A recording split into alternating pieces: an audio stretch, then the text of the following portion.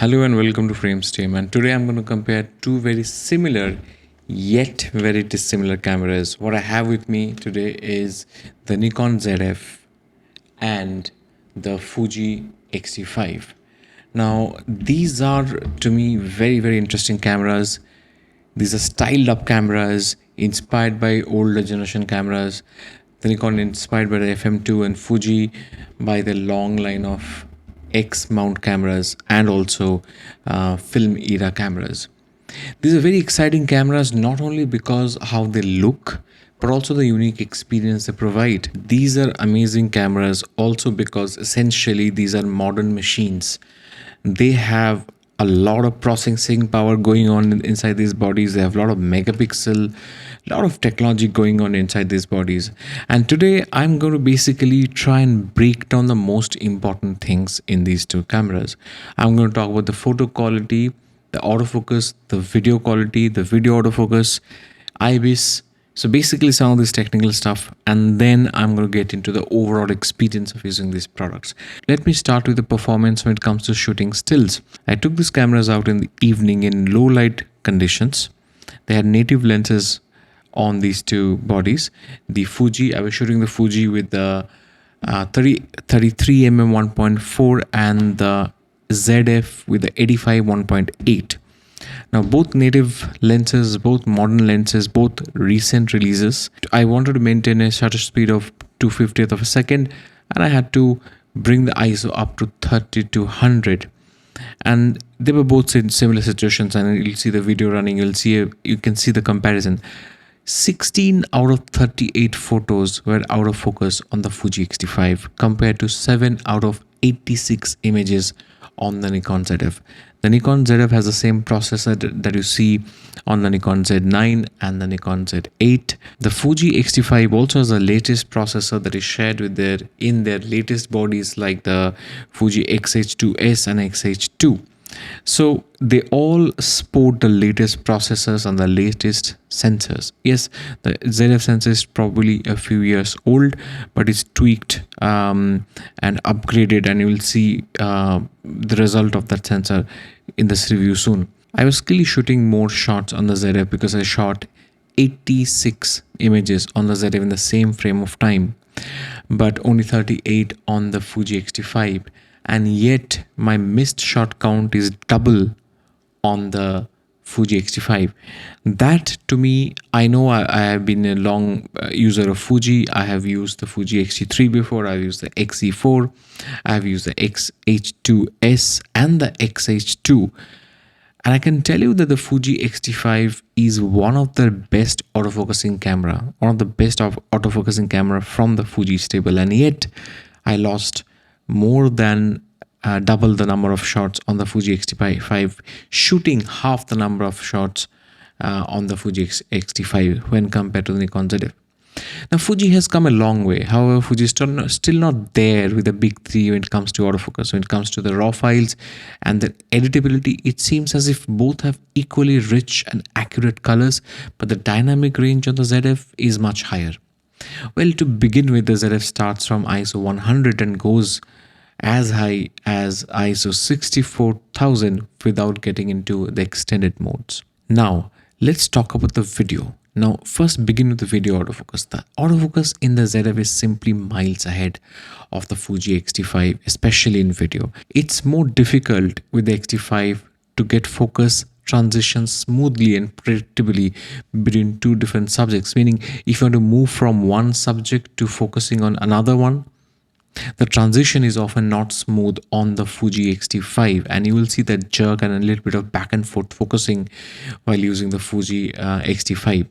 Also, like in any system, different lenses act differently on the Fuji X-T5 when it comes to video autofocus, but it's way more that discrepancy, that inconsistency of performance between lenses is way more pronounced in a Fuji than say on a Sony or a Nikon and a Canon.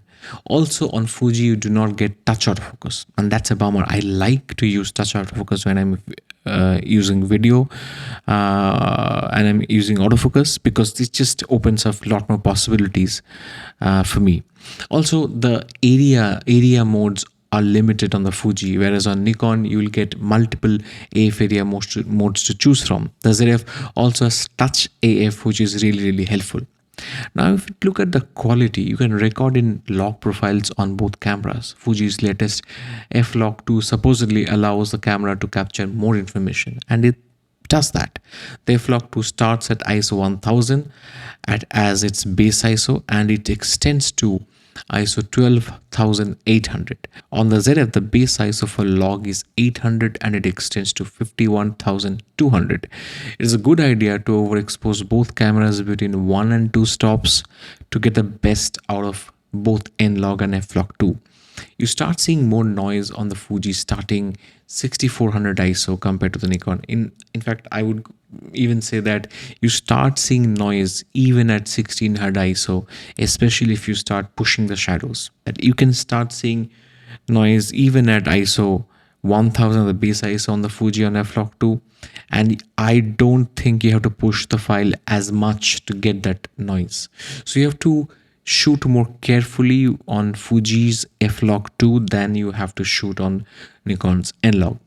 However, you can see that smoothening like look, a smoothening like effect, as if there's been noise reduction applied on the ZF beyond ISO 3200. However, when you look inside the menu to check whether the noise reduction setting has been switched on or not, you will see that the noise reduction section is grayed out when you record in Nikon N-log.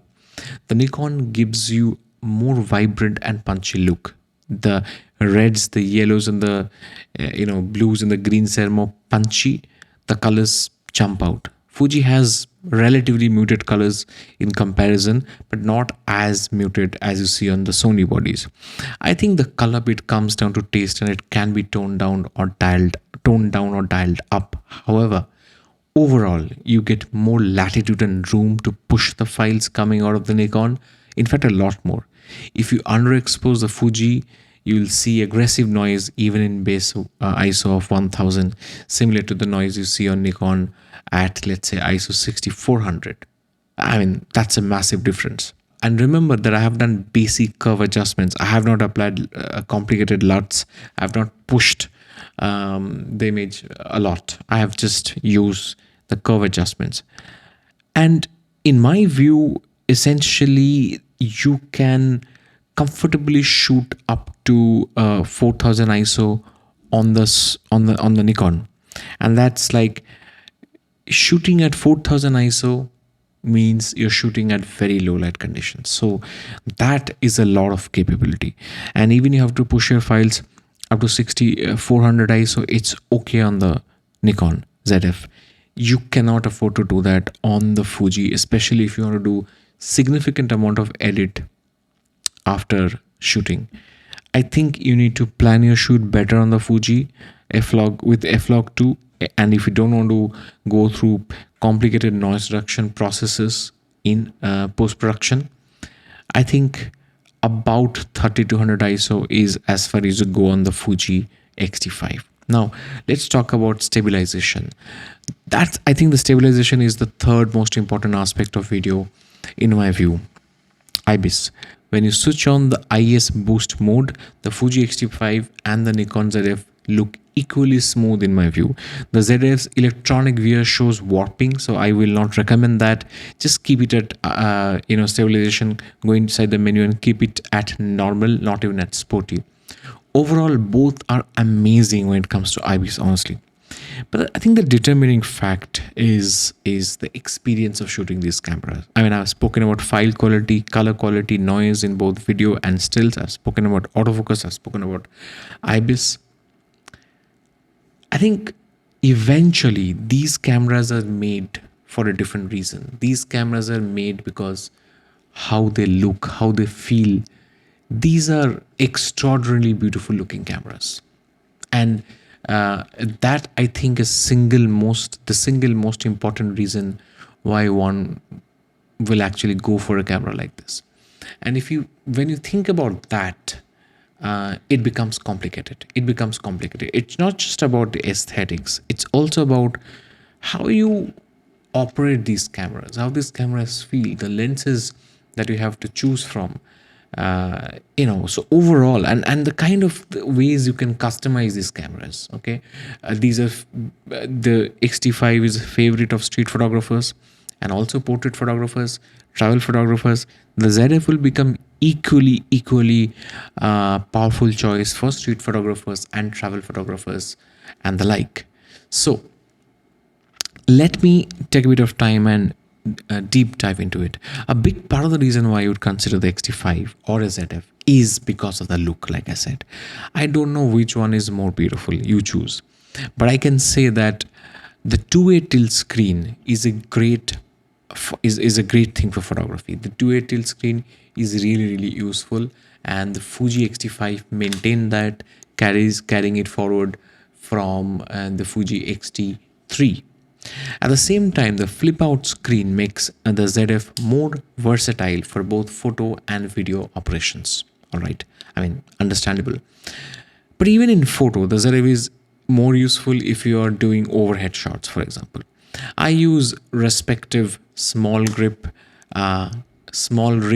grips on both bodies, as you can see here, and they fit beautifully on both my Fuji X-T5 and the Nikon Zf. But I have this additional thumb rest for the Fuji X-T5, which I find really convenient when I'm holding the camera. I honestly find it easier to hold the X-T5 because it is more proportionate in my view.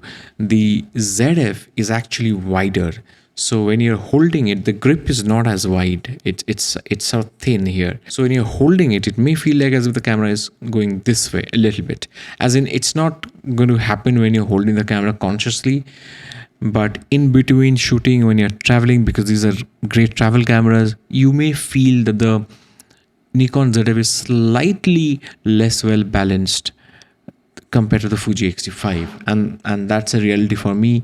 Your mileage may vary, but let me tell you, the reality is that I got used to the Nikon Zf real fast. I also find that the Fuji has more custom buttons. I love more custom buttons. Zf is heavier at 710 grams and the Fuji is less than 550 grams. Both have the high shutter speeds of 1/8000 of a second. Both have great EVF at the center of the body, really good quality EVFs at the center of the body.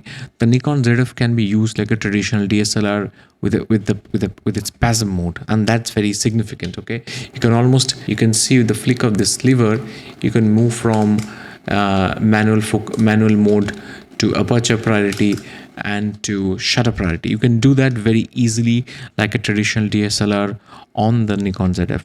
For the Fuji, it's a bit more complicated business. You can't do that easily. You have to, I mean, I'm not going to get into how to set the Fuji at aperture priority in this video, but let me tell you, it's a bit more complicated than the ZF. ZF, you just have to change the switch. You just have to toggle between the MASP or PASM modes. Also, the Zf has this amazing new addition, a dedicated quick switch button to switch to black and white mode. This will make you switch to black and white, and just at the right moment, I'll help you make that aesthetic and creative choice on the go as you shoot. That switch alone can push your photography a few steps forward if you use it wisely. I think color versus black and white is a significant photographic choice. But then the Fuji wins all of it back with its recipes. You can cook your own colors in the Fuji and use them for both photos and videos. And you know what? You can shoot a 10-bit photo too with the color that you have created and you have saved in the camera body. That fine tune that you can do on the Fuji with colors is amazing. You can accentuate the reds and the blues. You can control the highlights and the shadows. You essentially move to becoming a very accomplished JPEG shooter and just focus on your photography and forget the mess of editing for some time. If you know the style and the look and the kind of creativity that you want to go for. And you can set 7 such film recipes. The Fuji has a lever to move from manual focus to continuous focus to single focus. It's got this awesome clickable customizable rear dial like this.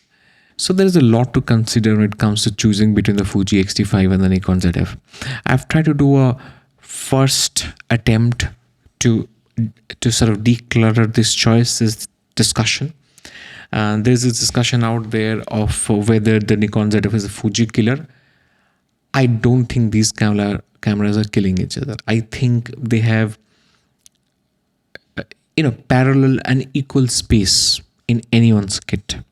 And eventually it comes down to choice. You may buy the X-T5 today and you may decide to sell that off and get the ZF, and vice versa.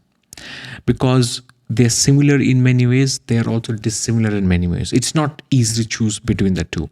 But I can try and keep it, especially when it comes to the feeling, because these are such feels cameras. These are not just cameras about functionalities and objectively deciding which one is better by what margin, by what percentage than the other. There's a lot of emotion and feeling attached to these cameras. So that's one reason why it becomes very, very complicated and subjective to choose between the two. But I can simplify it down to a few factors. If you look at price versus what the cameras pack for you. For image quality in both photo and video and autofocus, you should definitely go for the Nikon Zf. Overall, it feels smoother, faster, more hassle-free to shoot when the scene is more difficult, more complicated, faster, has more low light. It can do bird photography, the Nikon Zf. It can do wildlife. It can do wedding and extremely low light photography. Okay, it can do fantastic video at higher ISOs. It will give you that full frame look. So if you talk about raw performance, the Nikon Zf is a winner. Okay, but overall feel and experience, again, it becomes a gray area. It's practically, for emotional reasons, it's a tie. Overall usability, the breadth, width, the system, Nikon. Okay, huge lens lineup to choose from. I mean, Nikon has already, I think, launched about 40 odd lenses and more. When it comes to the Fuji, I think Fuji has created a niche of its own. It has a great and vibrant community which help each other. And I follow fujiweekly.com so avidly. I look at their custom presets, the film recipes, and you can do so much and you can experiment so much on the Fuji X-T5 with colors, with tones. That's significant. Somewhere Fuji X-T5 being a crop sensor camera, with a lot of lenses that are not designed to give you 1.2 or 1.4 or even 1.8 apertures worth of full frame bokeh, you tend to focus more on composition, more on color, contrast, symmetry, all those things, the photographic fundamentals. And that's what I've seen. That's what I have found myself do when I've used Fuji. So I think, and you can do the same thing. You just have to stop down. You have to use a f4 lens on the Nikon Zf and sort of do the same thing. If you want to really focus on photography, there is nothing that can stop you.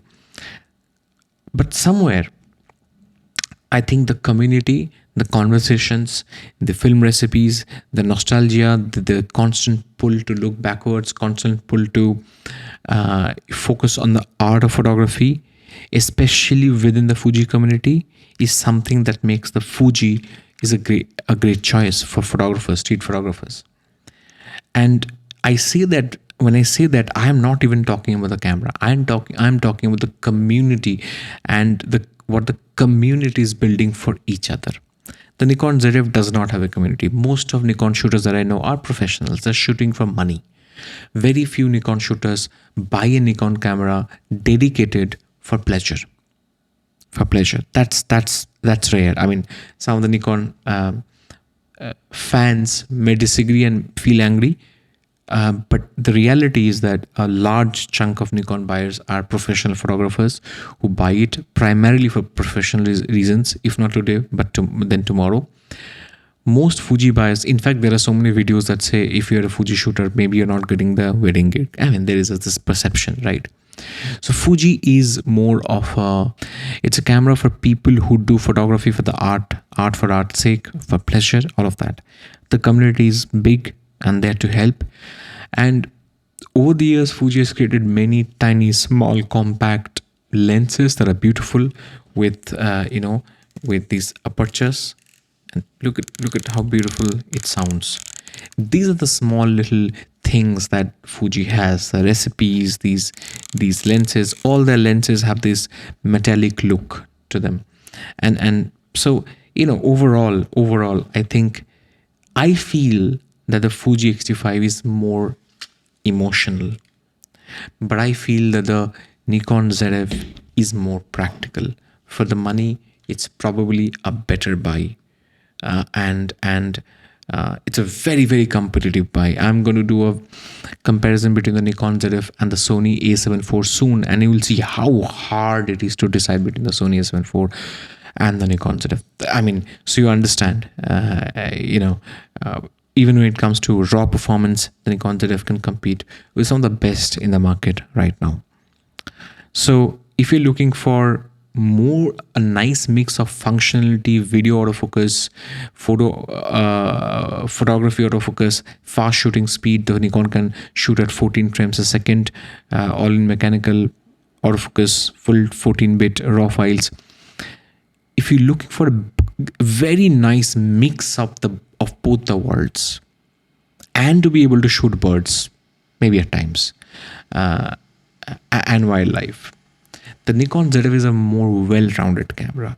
The Fuji X-T5 is a more unidirectional camera. It's a more emotional camera for creating pictures and images and videos for yourself, and because you love the process of making it. So I think I'm not going to speak more. I'm going to keep it there, and I hope if it helped you make a decision, great. Let me know what you think about this conundrum. This is probably one of the first videos on the internet discussing the Nikon Zf versus the Fuji X-T5 hands-on. So let me know whether you like this, and let me know what you want to know more about these two cameras. I'm going to see you soon with another video.